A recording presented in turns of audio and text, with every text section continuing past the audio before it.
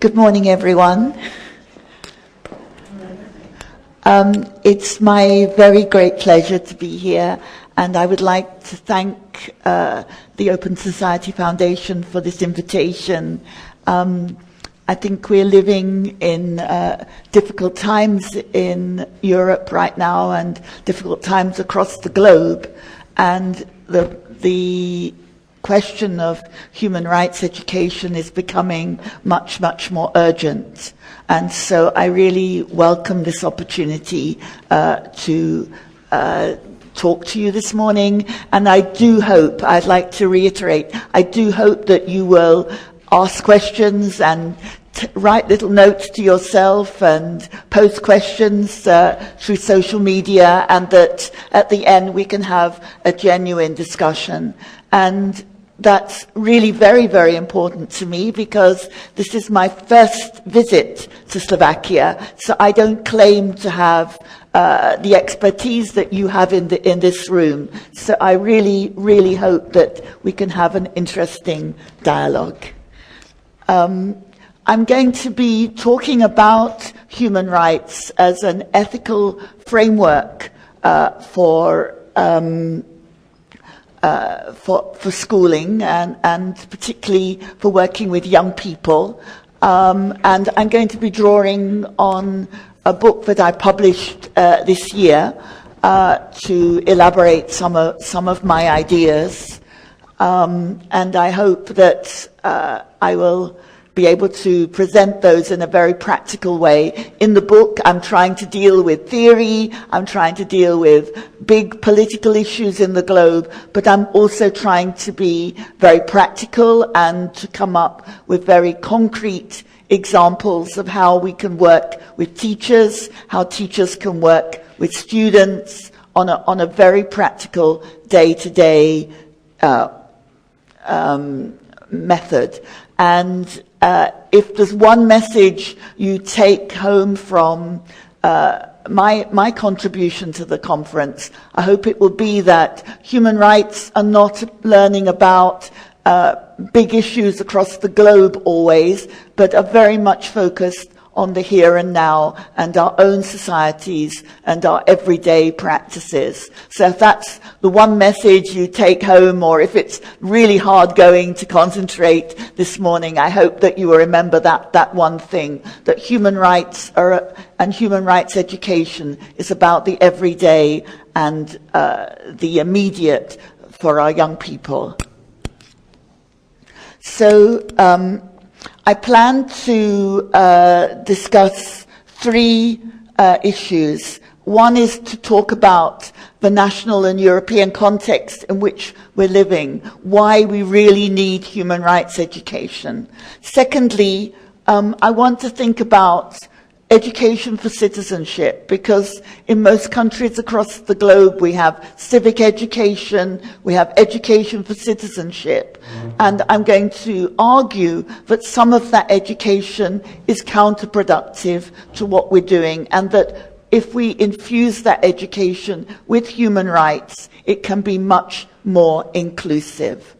And finally, I want to think about young people as agents for change, young people contributing to their own society and their own future. And if in the coffee break you look at the display in the room where we've been drinking coffee, you'll see some very interesting principles there that have been laid out for young people's education, and ones I think that we can discuss and draw on. So first of all, why we need human rights education. What is the context we're facing? I'm beginning with, if you like, with the pessimistic, with the difficult story, with the context in which we're living, and I hope to end up in a more positive, upbeat area. We've heard some difficult stories already, but I think it's important to think about the context. First of all, we're thinking about the unprecedented number of refugees and migrants which have been coming to Europe. And I think in this context of what's been described as super diversity, we are still in many, many countries re-emphasizing the nation. So in reaction to diversity, many education systems are feeling under pressure to reassert national identity. And we can see that, of course, reflected in the speeches of political leaders, but we can also see it very often in education policy. And I think we need to consider that. The second one, so there's an increasing emphasis on the nation. Also in public debates about multiculturalism, there are claims that this has failed, that we don't live comfortably with diversity, that this is a problem for us. And so, again, education is asked to reassert national identity. A third problem, and a very serious one, I think, is that we're seeing in many countries what's been referred to as a securitization of education policy. So, for example, countries are emphasizing the need for education to protect us from threats of terror. And while education may have a role to play there, it is happening that in many countries certain children are being targeted as the problem. Is there any possibility of looking at the screen? Good, thank you. This seems to contradict in many respects the message of Europe, because the official message of Europe is that we're facing a Europe based on human rights, a Europe which is founded on human rights. That's the rhetoric of our continent. We emphasize this, and yet what we've seen in practice is the human rights have fallen way down the agenda, and in some ways we've become a little bit complacent about human life in the Mediterranean. As people have arrived, we've seen thousands of people dying in the Mediterranean, and this rhetoric of human rights hasn't always been matched by the messages that we're receiving in the media, and then we've heard that these messages are going straight through to young people, and they are absorbing those and reflecting those in their discourse. This is a small example from Norway of what I would describe as populism in Europe, so that Norway doesn't really need a fence in the north on the border with Russia, and yet we saw in September last year, reported in the international press, that Norway was also building a fence to keep out migrants. Now, this wasn't a real fence, this wasn't a real effort to keep out migrants, it was a symbolic one. But what we're seeing is as a re-emphasis of populist reactions to migrants. So an appeal to the population to make them feel that this is the other group. This was already after initiatives have been taken already at the policy level to limit refugees. So we have these examples across Europe, including in the country in which I'm working. Then this is an example from the UK. Recently there was a parliamentary committee condemning the government's approach to anti-terrorism. The government's anti-terror approach in Britain is called PREVENT, and it's designed to discourage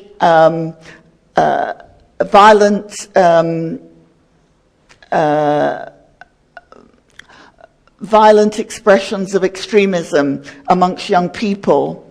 But what the reality is that the UK government is accused by Human Human Rights Watch UK, of denying children freedom of expression in the classroom to communicate their ideas. So if children are discussing questions of terror, they could be reported to a panel.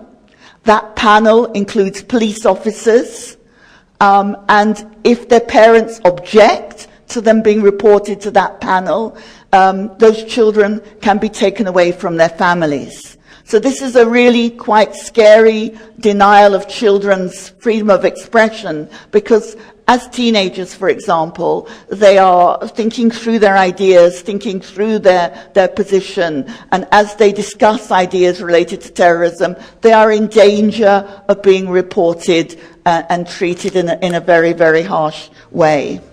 And so we're seeing across Europe educational initiatives addressing radicalization and the targeting of Europe's Muslim populations. And I should add, in the example of the UK, in previous decades, we've been much concerned with ensuring children's achievement in school, with ensuring that no group is falling behind, but instead now of looking at groups in terms of their achievement, we're looking at them in terms of whether they are potential terrorists.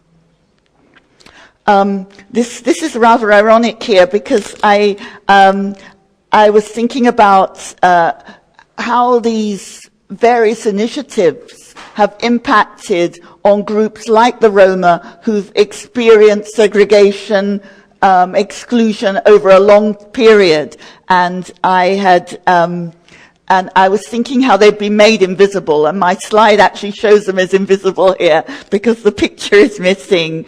But we see Roma children treated as second-class citizens across the continent, systematic social exclusion, very, very poor living conditions. I was in Zagreb very recently and was very, very shocked by the living conditions of Roma communities there.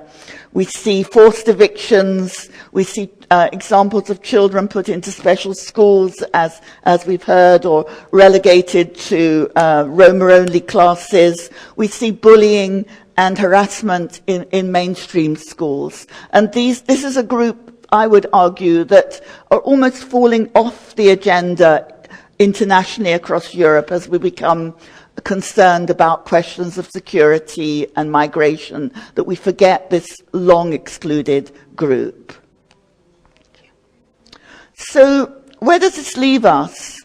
Well, I think it's a reminder that democracy is very fragile. Democracy is very fragile, and I think this is something which leaves all of us vulnerable, but it leaves minorities particularly vulnerable. So we have grave concerns about far-right activists, people's Islamophobic and anti-Semitic views which are incompatible with democratic principles. So I'm suggesting that democracy does not include just anything. Democracy isn't the same as populism. It isn't simply what the majority want or the majority believe in. Democracies, if they're to work, need to protect minorities. We've heard a lot of populist rhetoric from leaders. Leaders have claimed that multiculturalism has failed. People are claiming that they, the other, are taking our jobs, are threatening our way of life, are threatening our values.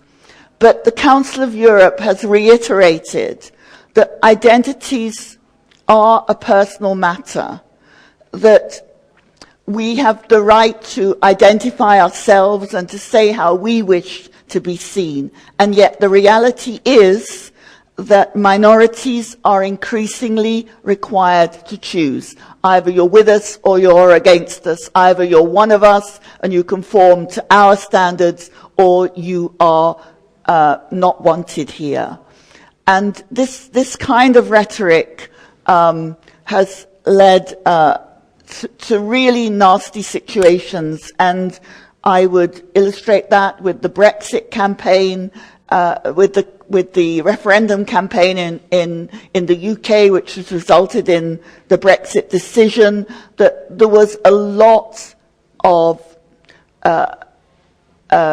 hate talk by political leaders, which is now translated into hate speech and hate actions amongst the population.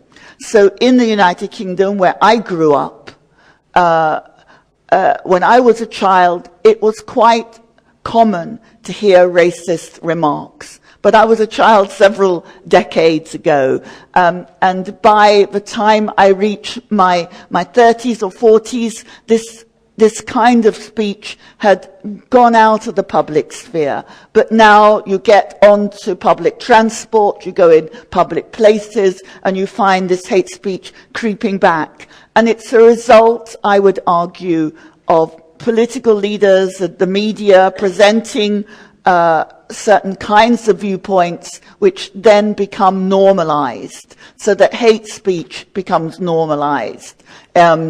Abuse to minorities becomes normalized. And I would argue we need to be shocked. After the result in the United States of Donald Trump being voted as the next president of the United States, the filmmaker Michael Moore said, we need to stop being shocked by this and to start acting. And I would suggest we need to go on being shocked. We need to be shocked by these things. We don't need to accept this as normal. Thank you.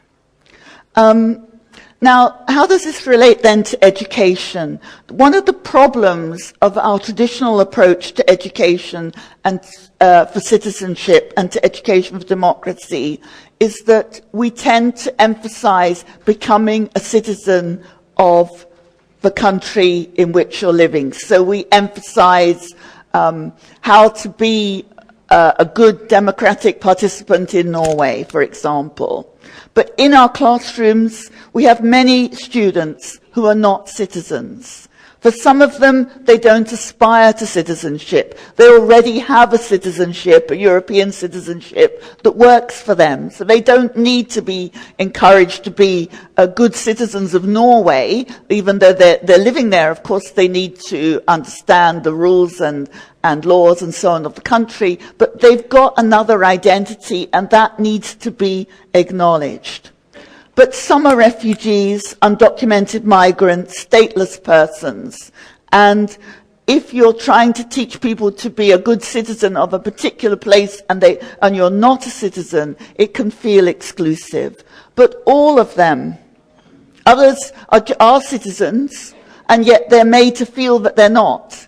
So you don't look Norwegian, or you're not regarded as 100% Norwegian, even though you've got the right documents.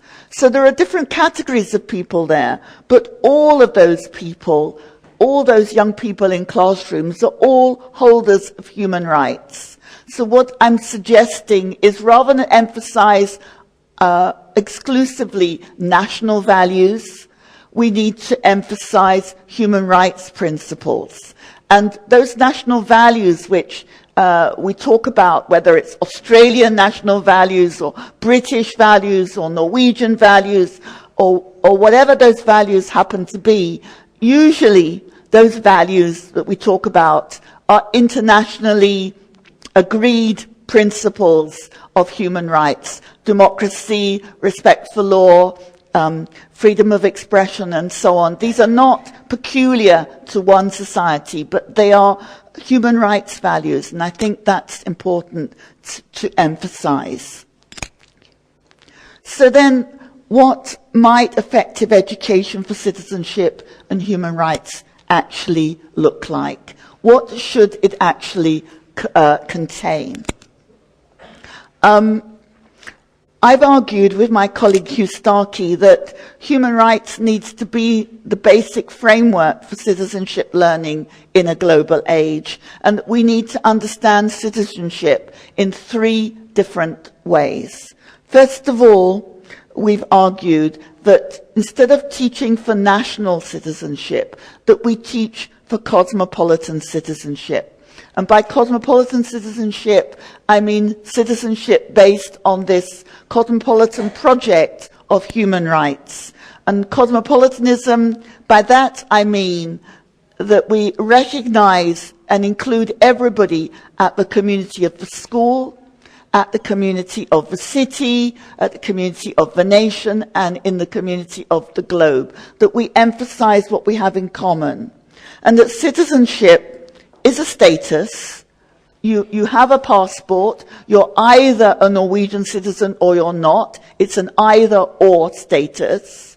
But your status as a human rights holder is an inclusive one. So when we're teaching about citizenship as status, if we base it on human rights, it can be inclusive.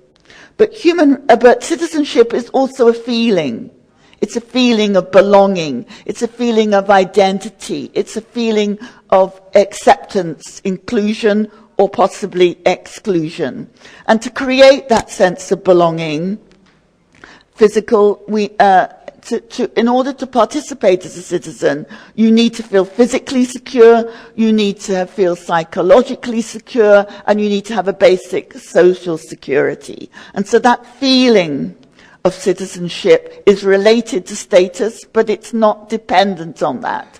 So I work in Norway, I don't have the passport, I don't have the formal status of a citizen, but that doesn't prevent me from feeling a belonging if people around me enable me to feel included. Finally, citizenship is a practice, and our practice of citizenship is one which we engage in the community, and that doesn't require us necessarily to have a formal status, but they are interrelated, and sometimes people's formal status can prevent them from being included. To think about this in relation to human rights then, human rights according to the UN Declaration on Human Rights Education and Training emphasizes 3 different things. It emphasizes learning about rights. So we heard about a young person who was studying the Universal Declaration of Human Rights and thinking about how that applied to everyday life. So that's learning about rights, it's learning and knowledge. But it's also learning through rights. It's about democratic upbringing, it's about school practices, it's about the kinds of principles that we can find out there on the posters out in the coffee area. So it's also about learning to live together and a recognition of difference and inclusion of all students. So human rights education, if it's knowledge but is not matched by learning through rights, young people will quickly see the contradictions there. They will quickly see the tension between what they're being taught and what they're experiencing. But the UN Declaration on Human Rights Education and Training emphasizes a 3rd element. It emphasizes learning for rights, the idea of making a difference. And if you're wondering, well, is all this against the nation? Is all this meant to be encouraging me not to feel comfortable with my country? I'm proud of my country. I'm proud of my belonging. Is there a contradiction here? I would argue no. It's about adopting a critical patriotism, a critical love of our country. If we really love the place where we live, if we really love our home, then it's very, very important that we want the best for it. And a critical patriotism, a critical approach allows us to work towards a better society.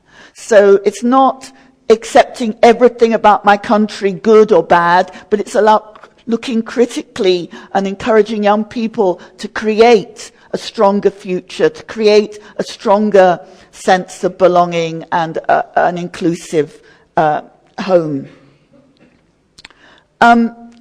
Now, there are commonplace reactions to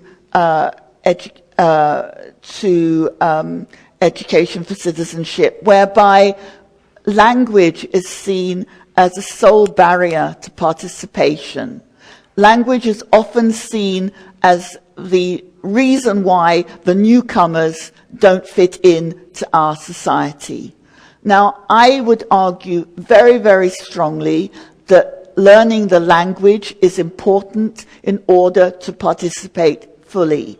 But it's rather different from saying that the reason why this group or that group are excluded is they don't speak the language. I think we should be much, much more wary. There are many, many barriers to participation in our societies, and we need to face up to those barriers. In educating for diversity and citizenship, I think we need to include the whole population. It is not about targeting the newcomers and saying they need to integrate. It's about educating all children to live together. And a lot of multicultural education in many of our societies has targeted the newcomers and perhaps ignored the rest of the young people. In some research I was doing in Norway very recently, with colleagues on human rights and diversity, we gave out a questionnaire to children. And in 3 schools, the children very happily completed this questionnaire and told us what they believed was good and problematic about their own education. But when we asked teachers to reflect on their practices and whether their practices were inclusive, in one of the schools, the head teacher came back to us and he said, "My teachers refused to do this questionnaire.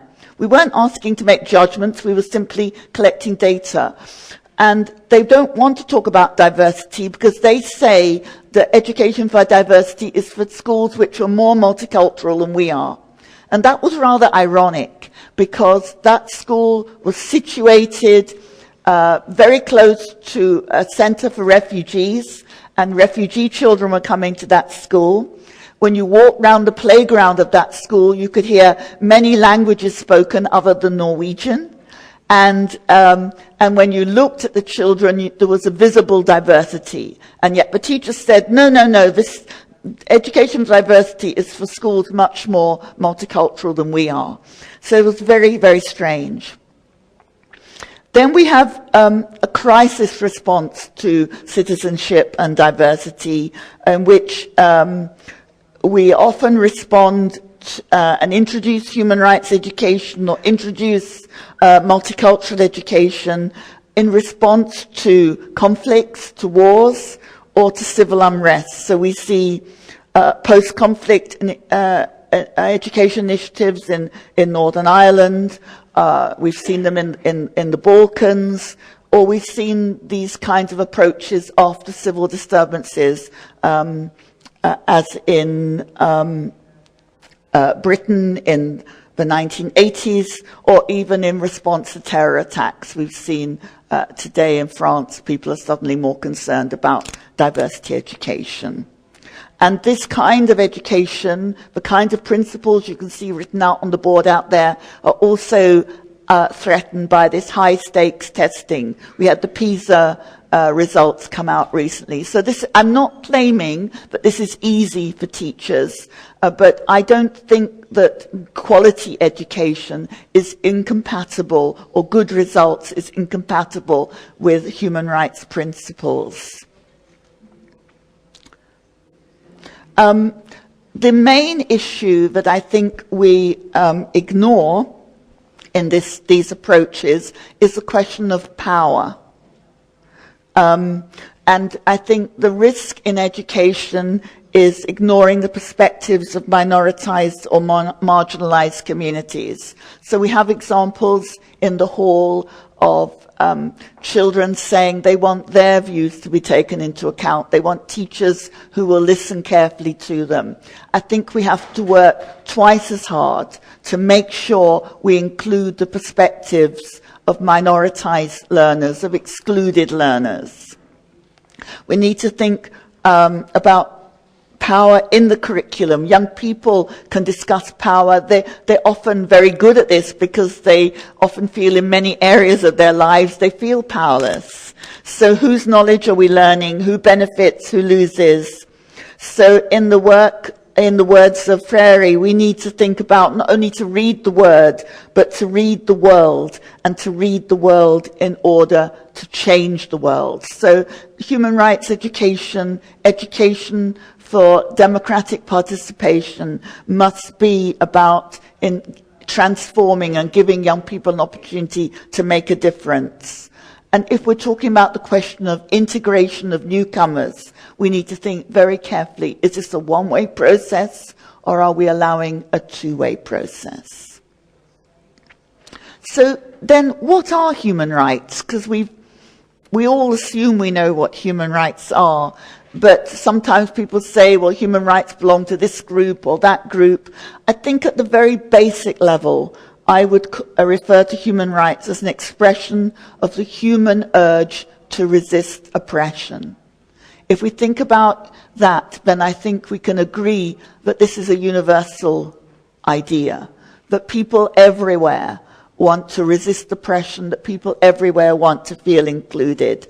If that's the case, then I think human rights education for young people must be about supporting students, giving them the skills and the opportunities to name inequality, to talk about inequality, to challenge injustice, to enable them to make a difference, and to develop solidarities at all levels, at the local level, at the national level, and at global levels. Right. One of the dangers, one of the real dangers of human rights education is a them and us approach. What's been referred to as a human rights heaven and hell. So you have a picture on the left here of a human rights heaven, some beautiful future, some wonderful ideals, and a human rights hell. And what my colleague Knut Westerdal has pointed out is that teachers in Norway often consider human rights abuses in Norway as peanuts, as small, not important. Therefore, they teach about human rights abuses in other countries. And that has a very, very grave risk.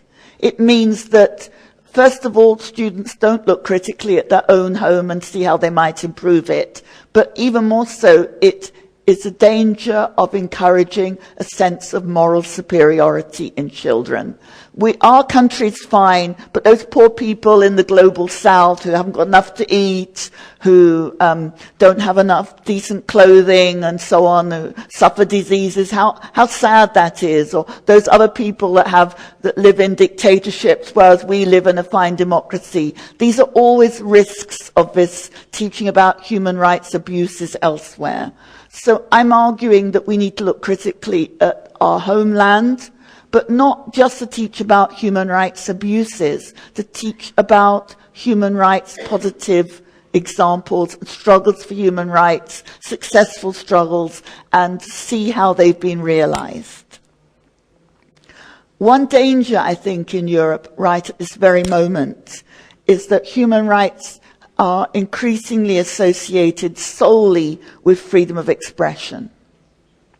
I think this has become a very commonplace issue in Europe right now. So this is the march in Paris in 2015, the beginning of the year, and after the attacks on the Charlie Hebdo satirical magazine. And everybody was everybody was talking about freedom of expression. That's an important right and one that needs to be protected. But they were perhaps ignoring all the other rights that were being not necessarily enforced in France. Questions about equality, about the protection of minorities, about freedom of religion, these all took second place to this one ideal. Okay, so what can we actually do about this? I don't want to end on a pessimistic note. So what I've done is I've taken here some small examples from teachers. And I think we can learn from teachers, and I've called this Learning from Teachers Without Borders. And the first teacher I want to illustrate for you is a teacher I've given the name Veronica in London. And I would argue that she is practicing flexible citizenship, and she's talking about human rights and the stories behind globalization. It's no good running away from globalization and thinking, well, globalization is such a terrible thing and it causes all these kind of problems. What Veronica is doing with her students is trying to face up to these things. So what she is doing is drawing on her own experiences of migration. Veronica was born in London, and as a young child, she went to Ghana with her parents, and she returned to London as a young adult. And these experiences of migration that she's gone through are informing her practices. She's a very well-loved teacher. She's ready to draw on her personal story to share it with students. And you've heard yesterday at this conference about storytelling. She's using stories and her own story to help young people talk about their stories and create new collective stories which may challenge some of these national stories.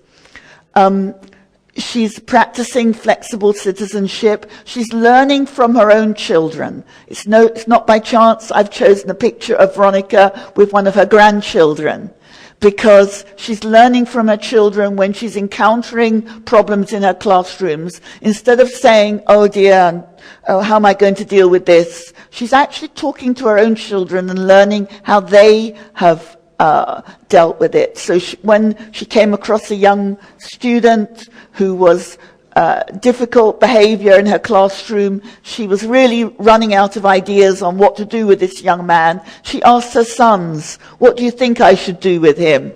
And one of her sons said, well, Mum, I think you should think about what interests him. Look at him as an individual.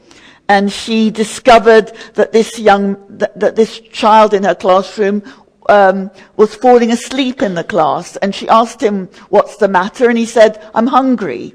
And so she was encouraging children to share food and encouraging children to take responsibility. She was ready to address poverty and the students' immediate needs, but she was also encouraging her students to practice human rights and to practice solidarity.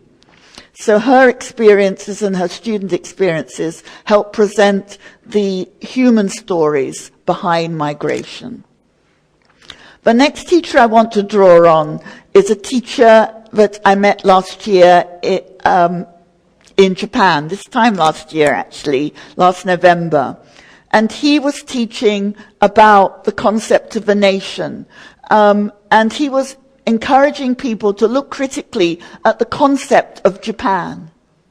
He's saying, what is Japan? Japan's borders today are not the same as Japan's borders 200 years ago. That the idea of a nation is not fixed.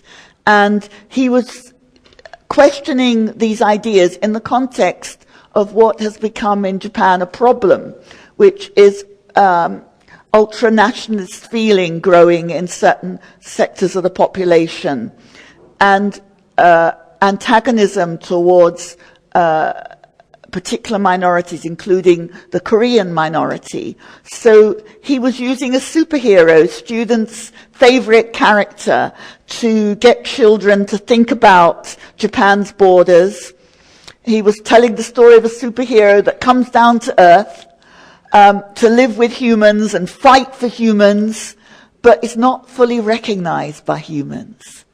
and then getting children to think about what that meant for their everyday life. So he was doing education against extremism, against intolerance, but at a very child-friendly level.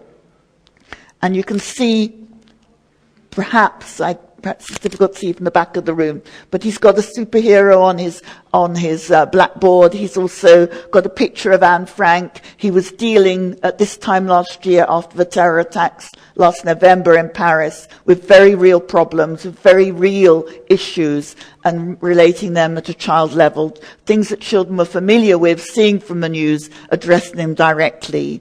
And he was encouraging an alternative narrative to the standard narrative in Japan.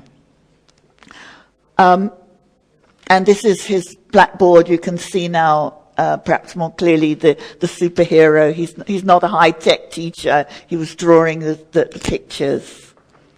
Finally, I'd like to look at the third teacher who's struggling for recognition and equality. This teacher, who I've called Minji, is working in the city of Osaka. She's teaching in an area of the city called Koreatown, where there are lots of people of Korean descent. She's an ethnic studies teacher, which means she's teaching she's teaching Korean, Japanese children of Korean background, who often don't hold citizenship. And although she's third generation in Japan, she's not a citizen. And as a child, she believed it was very unlucky to be born Korean in Japan. She just thought it was unlucky. But when she went to university and learned a bit more, she realized it was not unlucky. It was about political issues. And so she's encouraging children not just to be proud of their ethnic heritage, but she's encouraging them to demand equality. And as her head teacher said, she's teaching about Japan's difficult past. And her head teacher pointed out when he was a young man, he never learnt about alternative perspectives. He never had an opportunity to discuss his country's difficult past. So she's dealing with political issues, and she's engaged in a struggle for recognition and equality.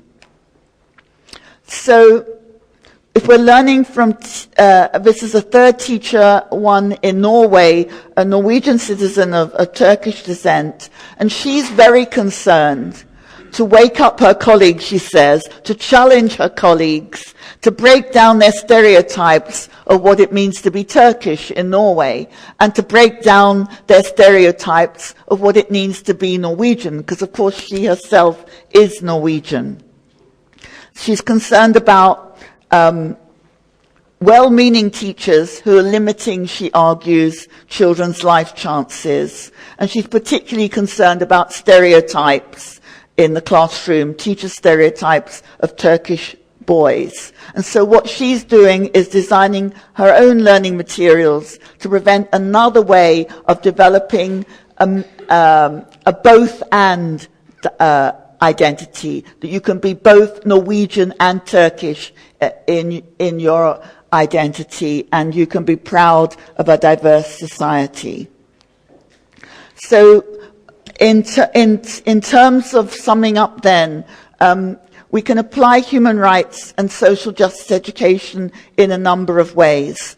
First of all, we can talk about universality as a key concept, but to remember that minorities feel the homogenizing effect of mainstream culture, and we need to recognize power relationships which are unequal.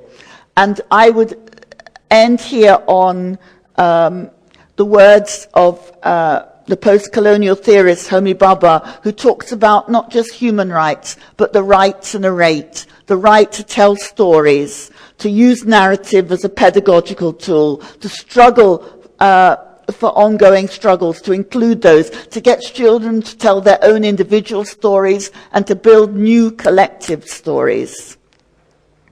I think I'll move on, please. So the Human Rights Project is about our common humanity. It's about imagining in the words of Dr. Martin Luther King, I have a dream, and then to work towards a better and more just future. And remembering that conflict is not always a bad thing, that consensus can hide many inequalities in society, and that out of conflict can come greater justice. So the teacher has got a political role, I would argue, as well as a moral role. I know that is a challenging comment to make, but that teaching has both intended and unintended consequences, and it's often in the unintended lessons that oppression and inequality find life and reinforcement. So it's about creating a new way of teaching. So to revitalize education for human rights and social justice, I would argue we need to recognize and to imagine the nation as cosmopolitan as well as international, as well as multicultural, and to promote a curriculum that doesn't encourage an exclusive national identity and a form of education which encourages students to challenge injustice. So in my new book, I've come up with very practical ideas for evaluating the degree to which your school allows children to practice their human rights. And we've taken the Convention on the Rights of a Child, and we've done activities that you can do with children and with teachers to encourage teachers to reflect on the degree to which their school is inclusive, and to get children to do the same activity. And often children's perspective is very different from adults. I've also looked at the Universal Declaration of Human Rights and tried to link it to places in the local community and to do activities around that, to go to regular places like the bus station or the police station, places of worship, and think which human rights are linked to which places. And particularly and finally in my book, and in my talk this morning, I would like to emphasize the power of narrative and the power of storytelling and the power of creating new narratives, and new, not just individual narratives, but new collective narratives for a more just future. Thank you very much for listening.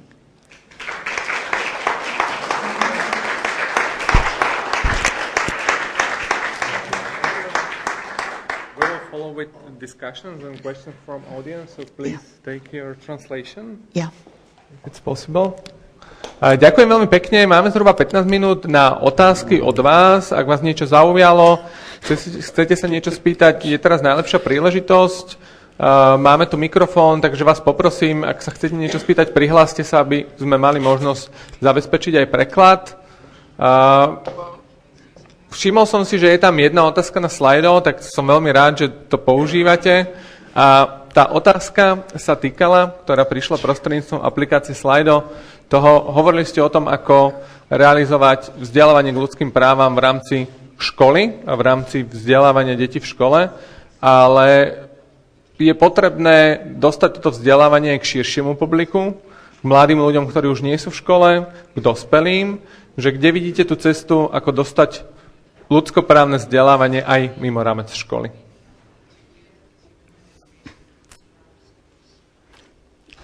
Okay. Thank you. I would argue that the reason why we do this in school is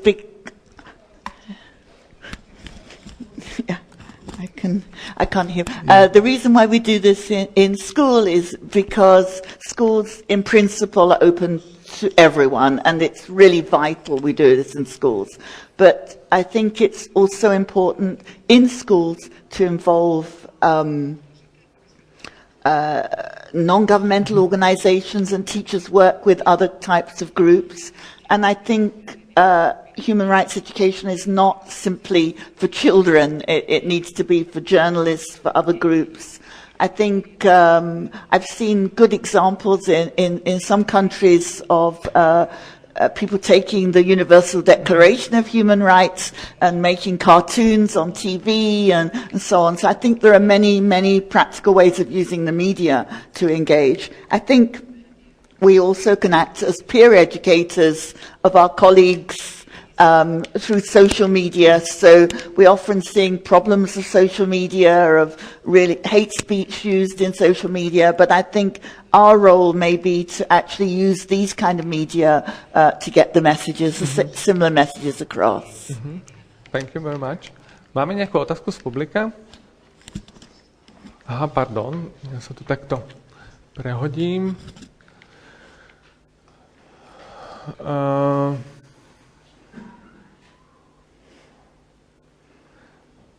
Možno prejdem k tej druhej otázke, ktorá sa pýta na to, že či existujú nejaké príklady použiteľné pre naše vylúčené komunity.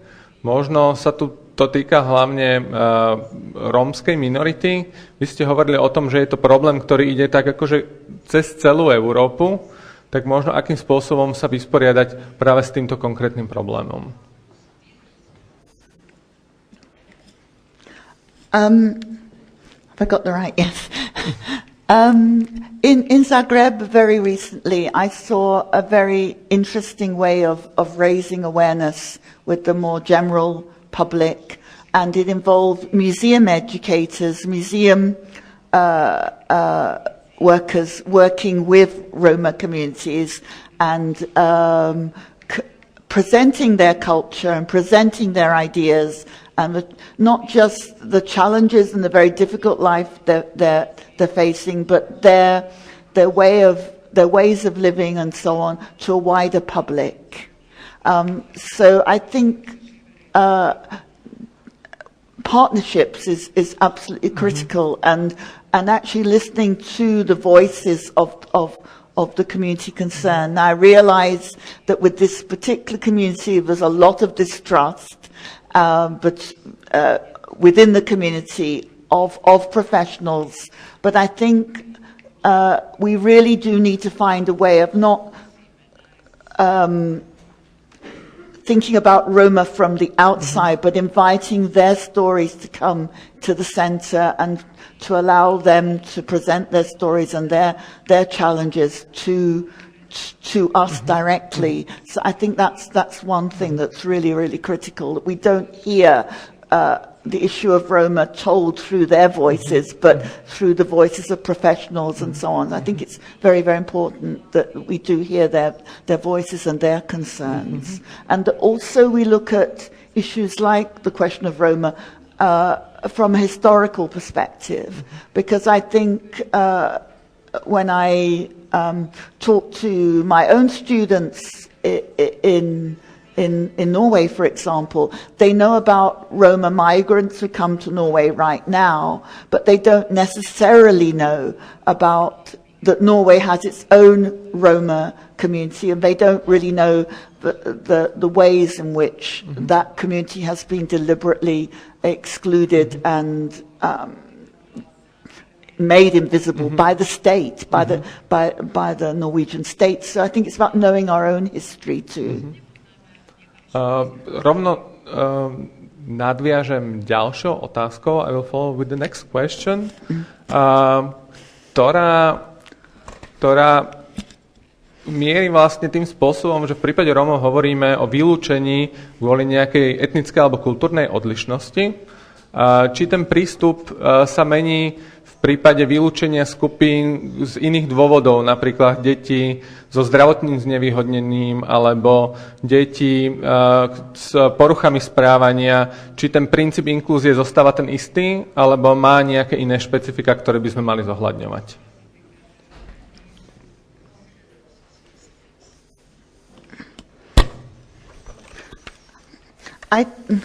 I think each group has its own concerns, and I think the commonality between Roma and people with disabilities is that we don't often hear their stories from their perspective. It's very much often dealt with that kind of group in terms of charitable responses. Churches and so on have given their responses. So it's often about reflecting on ourselves and not seeing ourselves as saviors of that group, but inviting people to speak for themselves. And so there are parallels, and I'm sure there are differences, but it's about really, I think, getting under the story and understanding it from the group's perspective. I think there are parallels and there are differences, but we don't know the differences until we actually talk to the people themselves and find out those. I think the similarity is in our way of thinking that we can solve somebody else's problems rather than engaging in a genuine partnership. Teraz sme hovorili o... Please, translation again. Sorry, thank you. It's a little bit complicated, but Yeah. I think we... Teraz sme hovorili o takej tej perspektíve z pohľadu tých minorít, ktorých sa snažíme začleňovať do vzdelávania. Máme tu otázku, ktorá mierí opačnou optikou. Vy ste hovorili o tom, že v Európe aj vo svete žijeme veľmi turbulentné časy. Brexit, zvolenie Trumpa, ktoré sa prejavujú hrubším slovníkom aj zo strany bežných ľudí, ale najmä zo strany elít.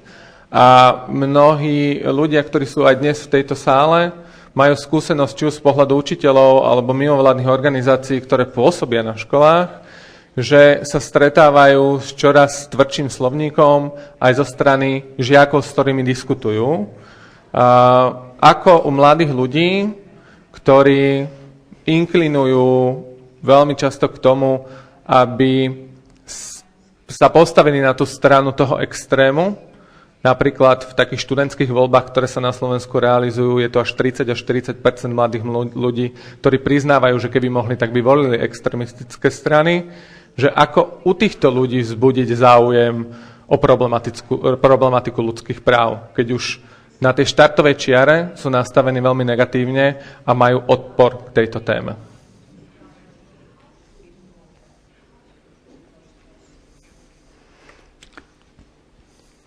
I think